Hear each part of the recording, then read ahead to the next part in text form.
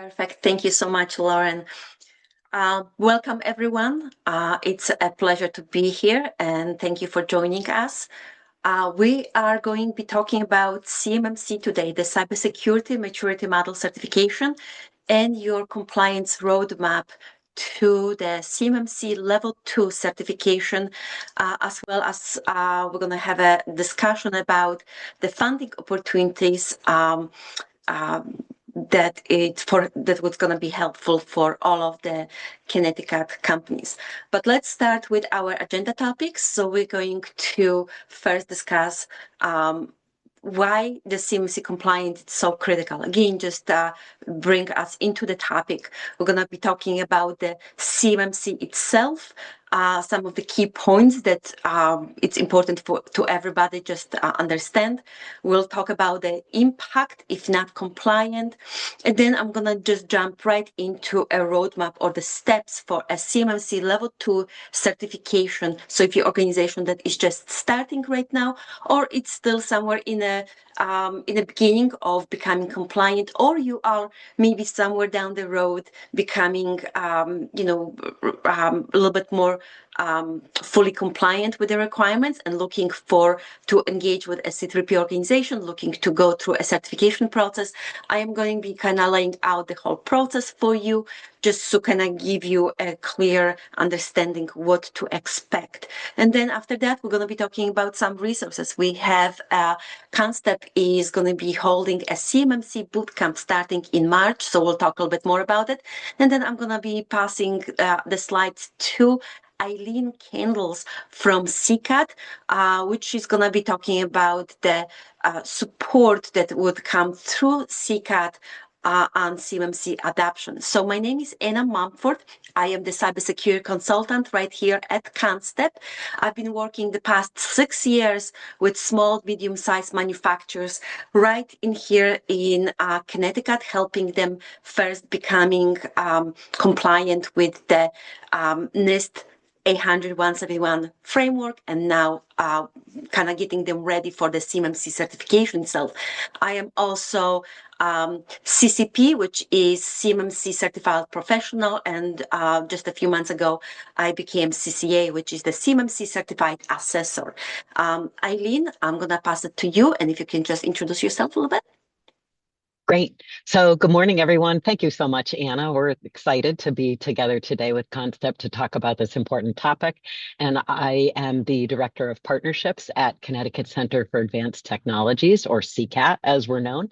And I will give you some comments towards the end of the presentation about the funding that's available through Department of Economic and Community Development and the Manufacturing Innovation Fund that CCAT administers. So I look forward to comments later on, and thank you again. I know you're a wealth of information, Anna, and this is a big topic. Yes, it is. Absolutely. So we are on a time constraint, and I have so much information to pass to you as well as Eileen. So let's jump right into it. Let's start with the DoD cybersecurity threat landscape, because that is slightly different than any just regular cybersecurity when it has to do with other organizations. So according to the Bureau of Industry and Security, about 99% of all manufacturers in the US are small and medium-sized businesses, yet about 50% of those lack basic security controls, which means that the safety of our country is at risk. Think about industries like critical infrastructure, automotive or food industries, fuel or medical sectors.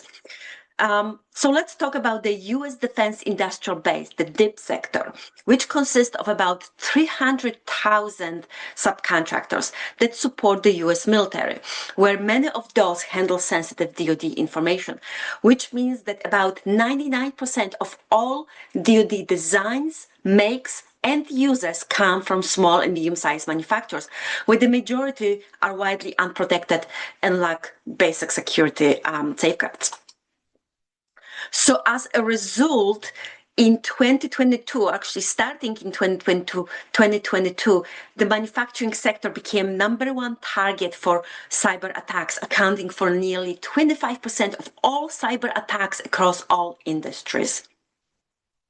So as you can see in here, this represents a threat to the security of our nation where other adversarial nation states diminish the US military capabilities and the ability of our country to defend itself.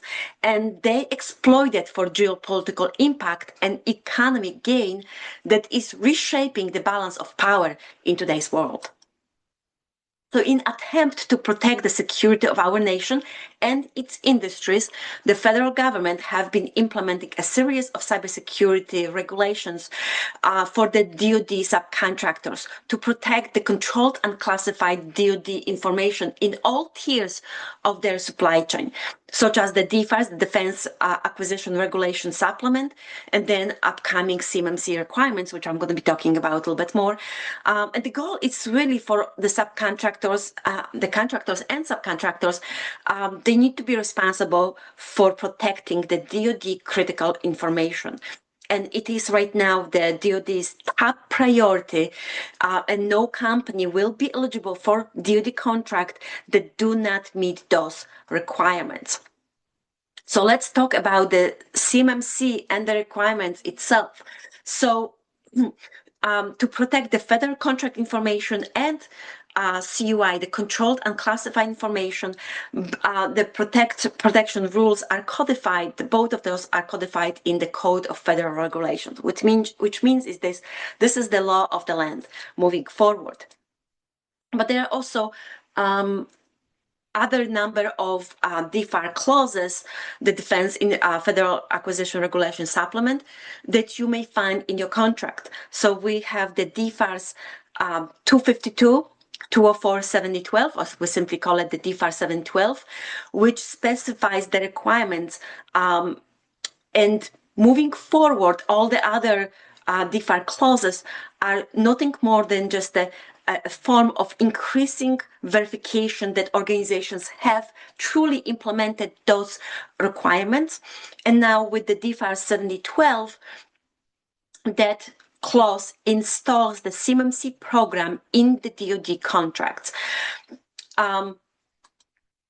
Let's go a little bit talk about the CMMC itself. As you probably know, there are 3 levels of CMMC programs. It's a three-tier model with progressively advanced levels.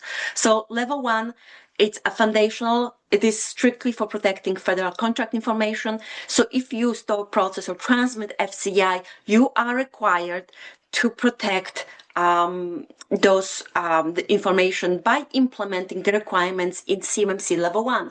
And at this point, all of the requirement is that you need to implement all of the requirements.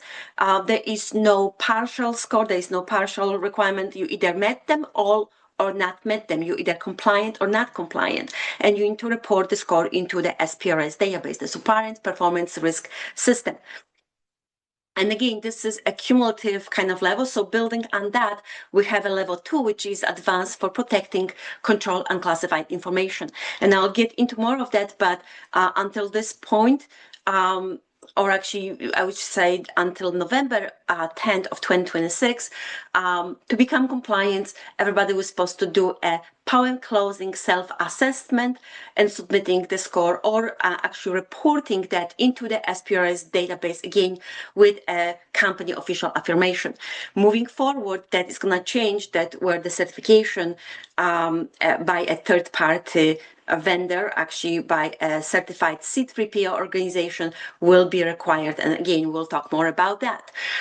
And then we have level 3, which is the expert protecting CUI, and I'm going to kind of skip that because that will be actually would be referring to a small percentage of the primes at this point. And again, for those, level 2 certification will be requirement, and then they're going to have to be implementing additional 24 practices from the NIST 800-172 framework.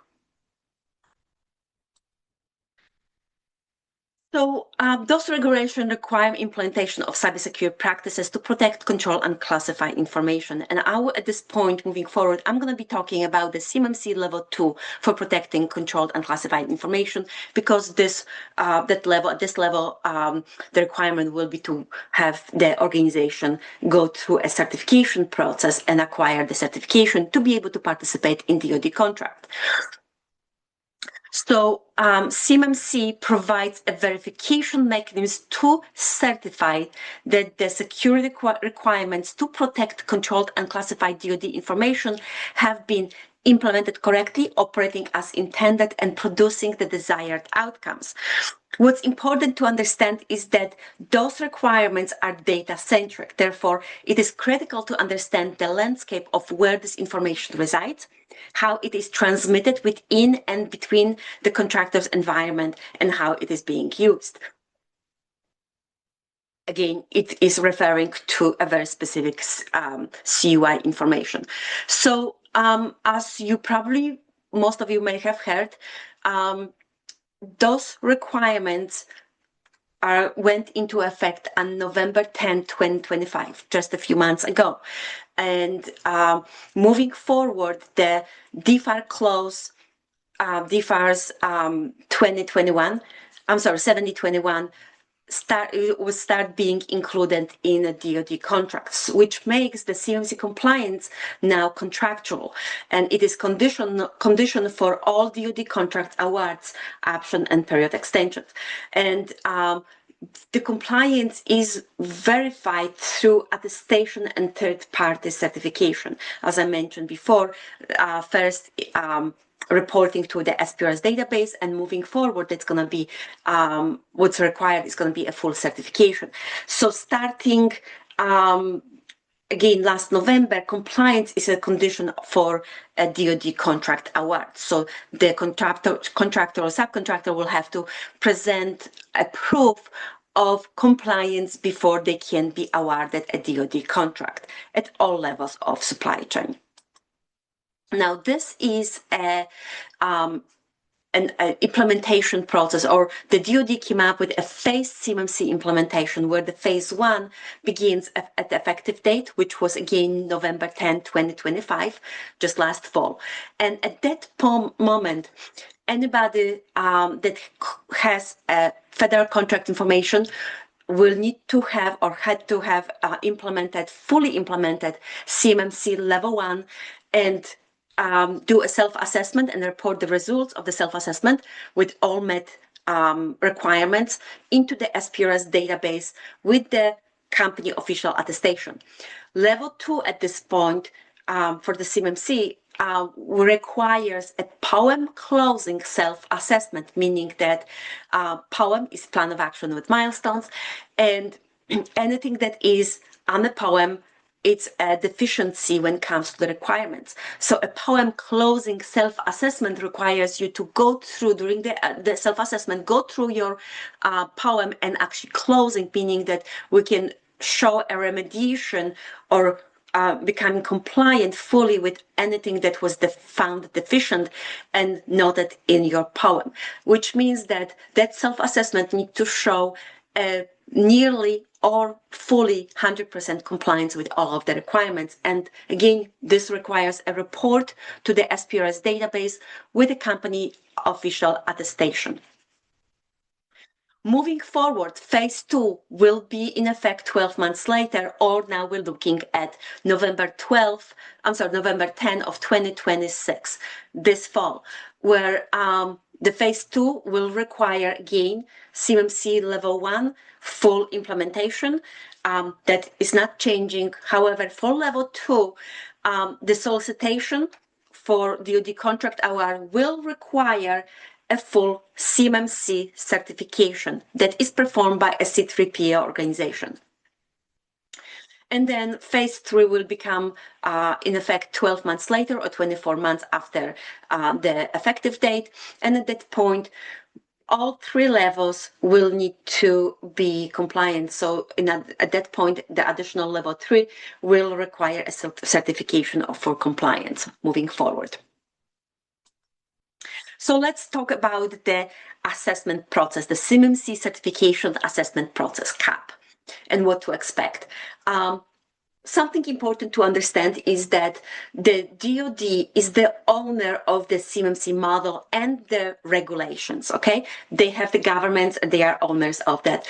And they have created or kind of put in charge an organization, CyberAB, to operationalize the CMMC assessment and kind of oversight of the implementation and training for the CMMC ecosystem. So CyberAB website has a CMMC marketplace where you can find a list of all the service providers and professionals as well that have been certified, as well as a list of all the C3PAO organization, which is a CMMC third-party assessment organizations. And only those organizations have been vetted and have been tasked with performing a CMMC assessments on behalf of DoD. So they are performing the assessment and they will be reporting the results of the assessment to the DoD.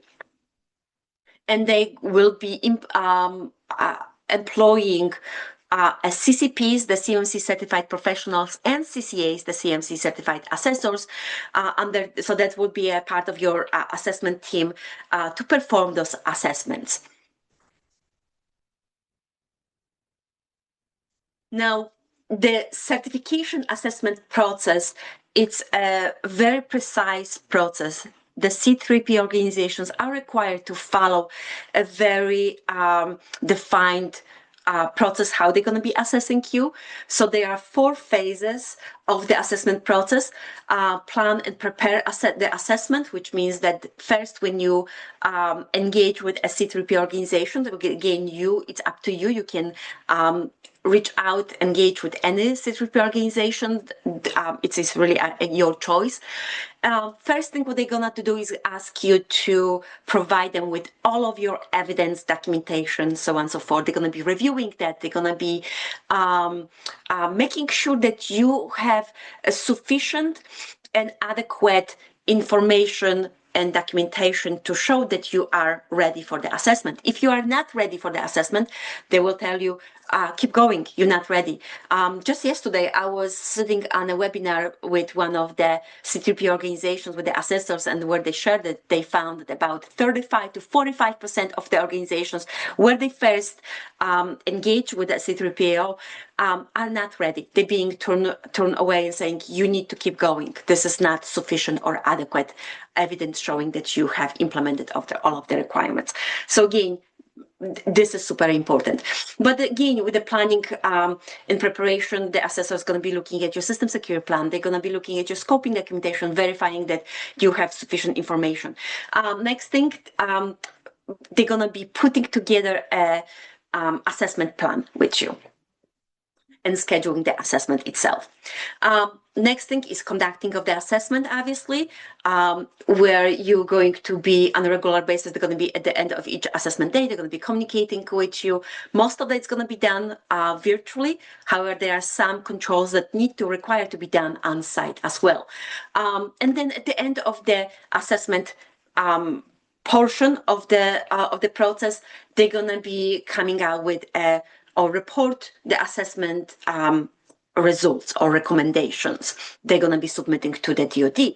And the 4th step, actually, I'm going to discuss on the next slide, because there are 3 possible outcomes of the assessment.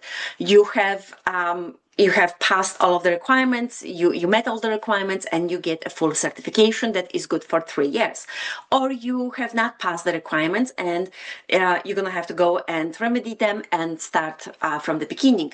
Or you may gain a conditional CMMC level 2 certification, which means that if you, again, I'm going to in here pause and absolutely recommend it. Once you're stepping up to the certification, make sure you have all of your requirements fully implemented. But during the assessment, the assessor may find some discrepancies, maybe some missing documentation or things like that. If the assessment is all of the 3 or 5 point practices are fully met, and overall you meet a minimum of 80% of compliance with your practices, and only the 1 point value controls are found deficient and put in a poem. At that point, if you meet all of those conditions, you will get a conditional certification, and then you will have 180 days to remedy those deficiencies that were put on your poem, and re-engage with a C3P organization to verify the completion of those or remediation of those deficiencies. Okay, and at that point, you will get a full certification. So let's jump into a roadmap.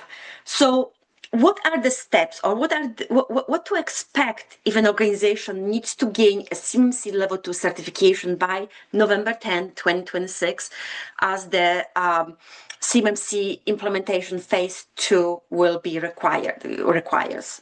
Okay, so on this slide, I created a roadmap or a timeline listing the progression of steps that an organization would be looking to take. Okay, this is not to scale, but but I hope this is going to be helpful. I'm assuming the organization is just starting in here, or maybe even if you are at some way you have implemented some requirements, but you are still not all the way or not fully working on it. What would be the path moving forward? And there is a process, and to become, or maybe how to become a little bit more optimized, and where to put your resources and what to think about and how to plan it. So let me go through that very quickly. Again, starting today, the goal is November 10 of 2026. If I was in your place and I would be just starting, or really have not done much at this point, I would start with first going through exercises and defining your assessment scope. We need to know what systems, what physical facilities, what people and things like that will be storing, processing, transmitting CUI. And then there's a whole bunch of documentation that needs to be in place at that point.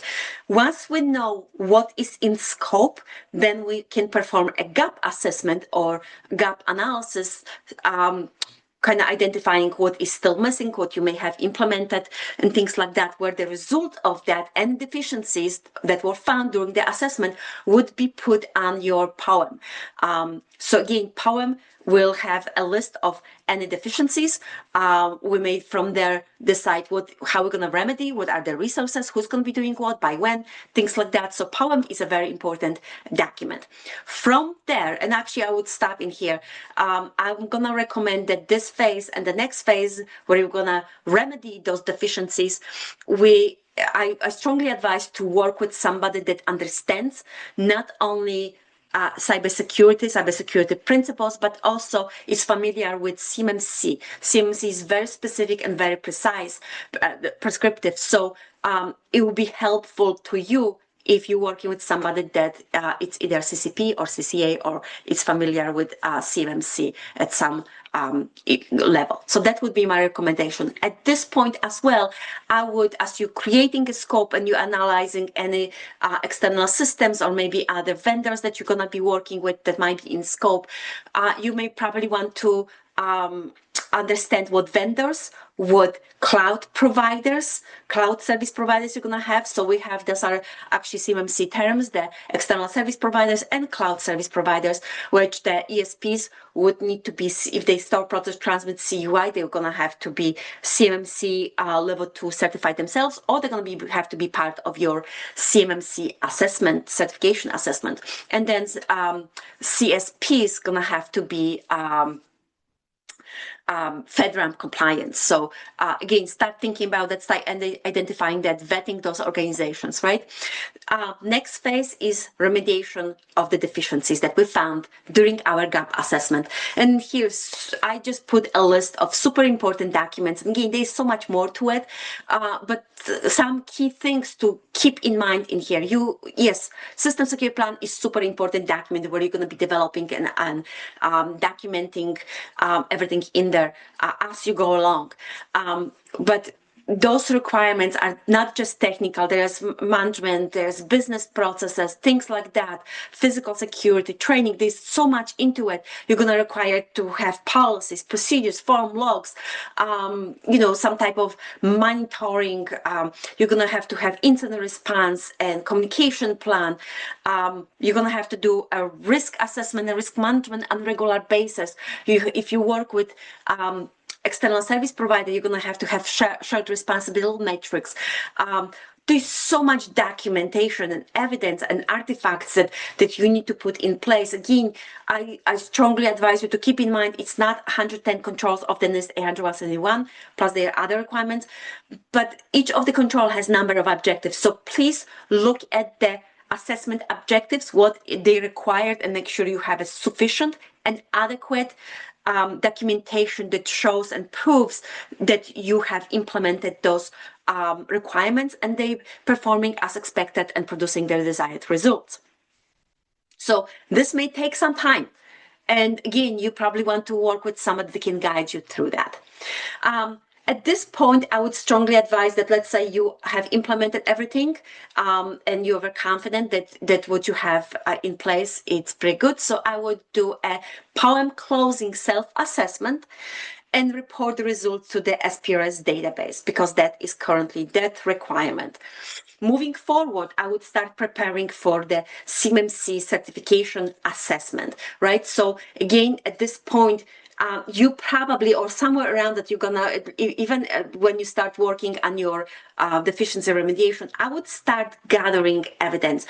A lot of the requirements talk about that you need to be able to have proof that you have performed your procedures. You have the logs, authorized forms, things like that, the documentation showing you following your procedures and your policies, and you're doing the ongoing updates, maintenance, reviews, things like that. You have logs showing that match what you have defined in your policies and your procedures.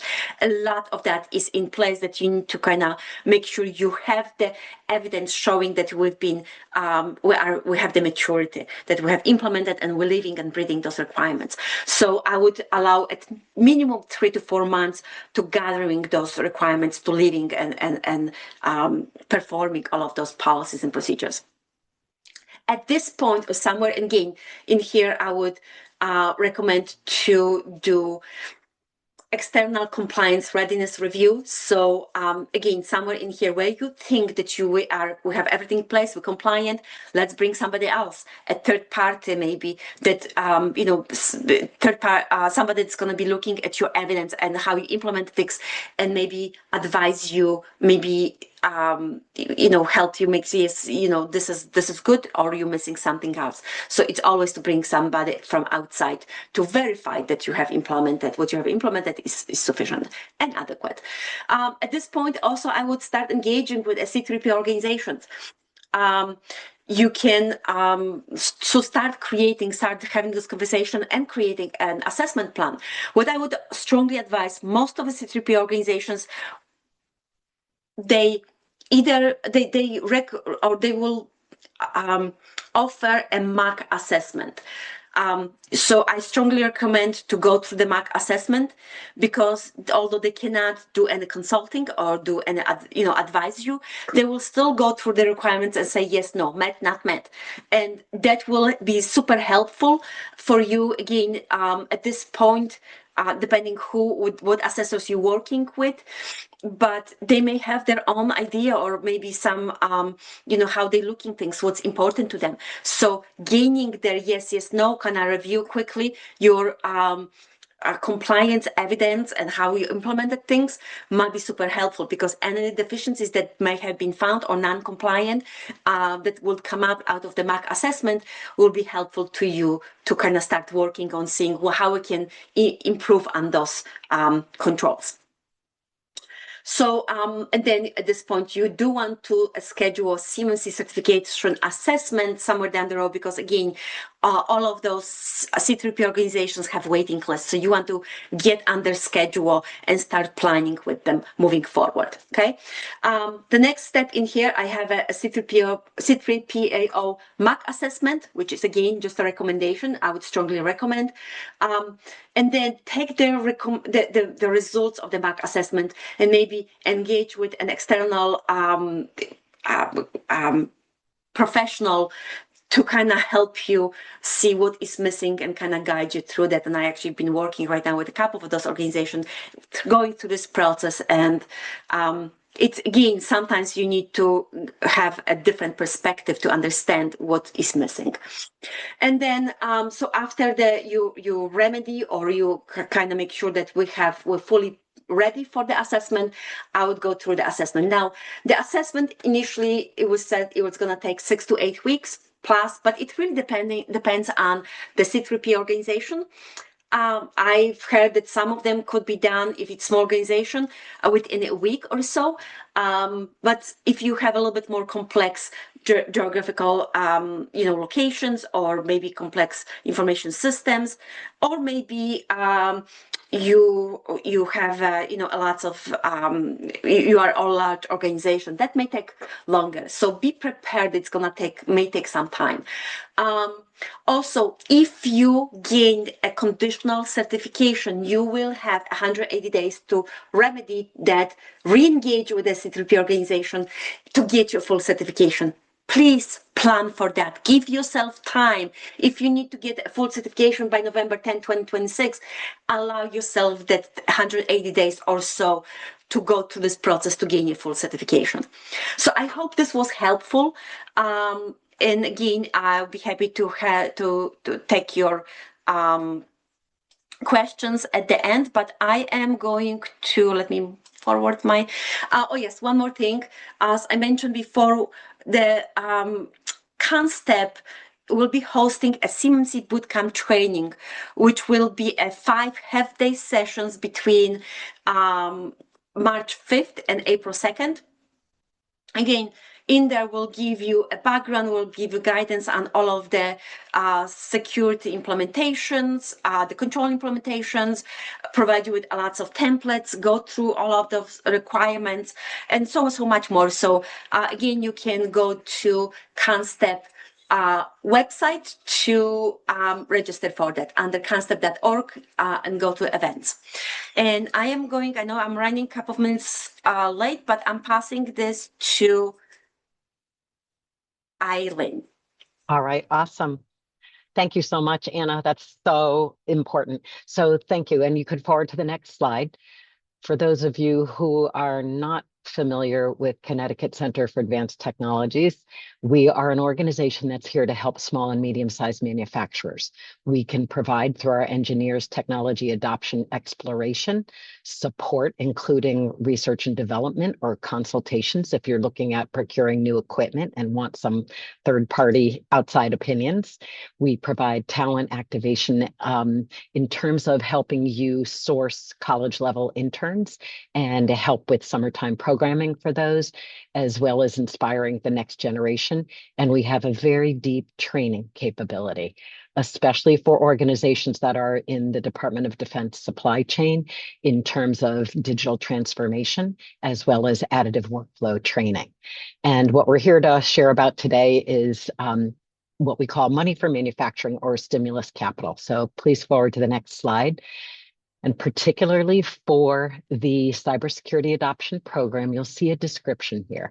But this funding is designed to help Connecticut manufacturing companies seek cybersecurity assessments and then pursue their certification. Eligible companies can apply for grants up to $35,000 in total. There is a match required for your company, and a maximum of $10,000 out of that total $35,000 is allowed for the initial assessment and guidance.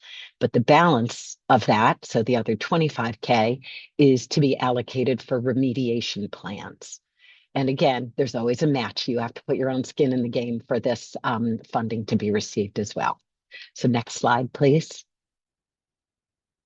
The remediation service examples, or what, as you heard Anna reference, the plan of action and milestones, or POAM, when that is generated to indicate what's the gap analysis of what do you have to do to continue on with your CMMC certification. The remediation plans could include some of those following items that you see there with the bullets. So support such as IT services that you need to add on, hardware or software that you might need to have, or subscription services. Those could all be included in what would be that second portion of your application, the remediation application. And the next slide will review some of the eligibility factors. So you do need to be a manufacturing company here in the state of Connecticut. Over half of your revenue has to come from the sale of goods that you manufacture or allied services you provide to other manufacturers. Also, when you apply for this grant, you cannot yet have committed or signed a contract or placed a purchase order on this project. It has to be before you procure or sign for that project. You also have to be registered with the Secretary of State under your current legal structure and name and ownership for at least 3 years, and have at least 3 full-time employees, but no more than 300 here in Connecticut. So if you are larger than that, I'm sorry, this funding is in place to help those companies with 299 or less employees. You see some additional details there, and also all of this information can be found at that website. And I also am about to put in the chat, or end in the chat, a link to get directly to this grant. And if you go to the next page now, Anna, just to, oh, and I'm sorry, it's you have to click through these. So there are additional funds and grants available to you as a Connecticut manufacturer. You can find all of them at that ccat.us/grants website. And on the very last page is my contact information. And I'm happy to serve in a sense as you could forward there. Happy to serve as your kind of concierge through CCAT's services, whether it's connecting with people who can give you a lot more information about our incredible training opportunities, especially regarding digital transformation, but also with our engineers to consult, and with our grants team, which includes Deb Morgan and Paul Strebel, who is our program manager for our grants. So that's it for me, Anna. And I know I saw some questions in the Q&A. I think most of those are for you so far. So I'll turn it back over to you. Absolutely. And thank you so much, Eileen. This is super important. I know I work with many small, medium manufacturers, and that funding, it's so helpful for them, allowing them to go through this process. And so I see 3 questions.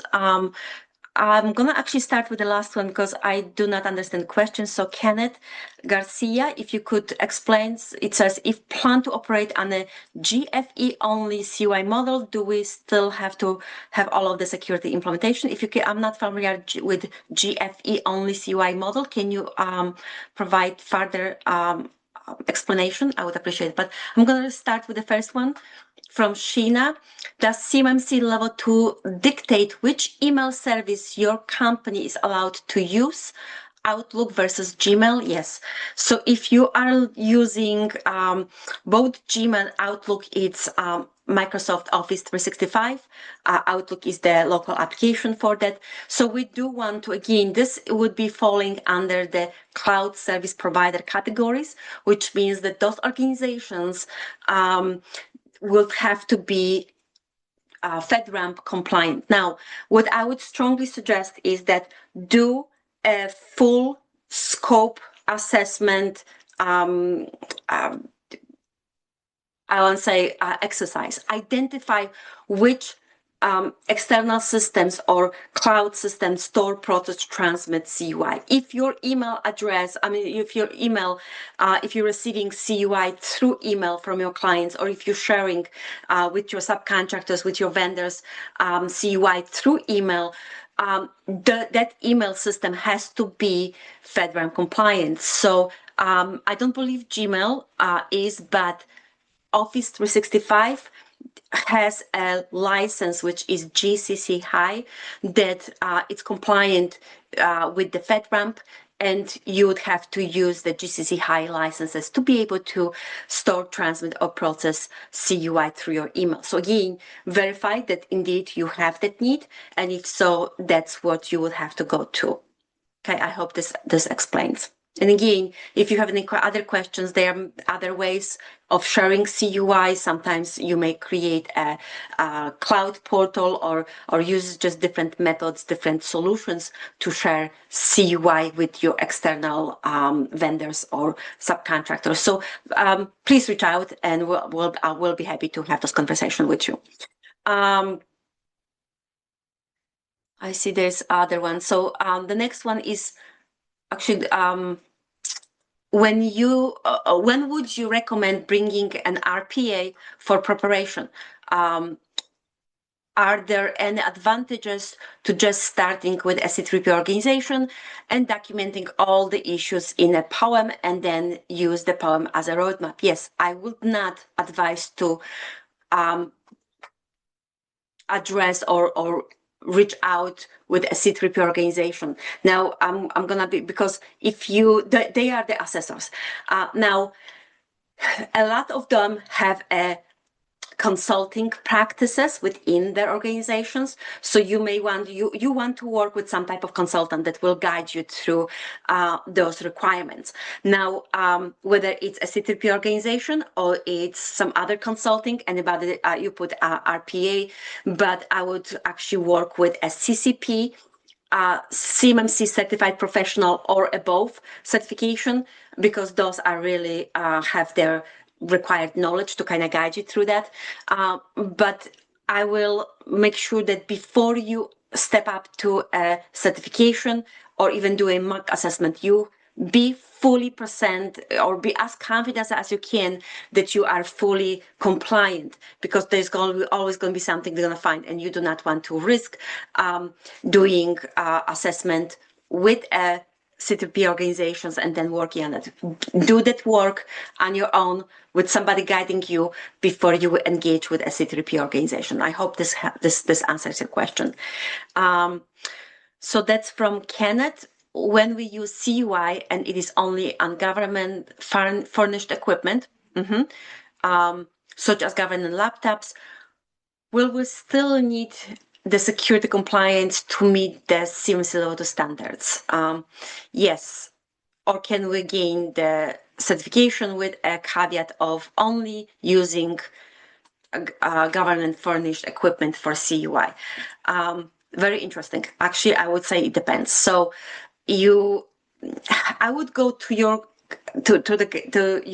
customer and verify that with them. So if you have CUI and government furnished equipment, you still, yeah, I would say yes, you still do need to, because the government furnished equipment will be specialized asset, will be within scope, and therefore even that you need to still worry about physical security, making sure that you identify the scope, even if it's just small scope, will be probably enclave to support. You still have to go through implementing those requirements that are applicable to your situation, to that scope that you defined, and still go through all of that. It might be, again, small, but yes, I would say you're still required to go through that. Again, go back to your customer, have this conversation with them, and see what are their expectations. But just by the rules, yes, I would say you're still compliant, or you need to be compliant.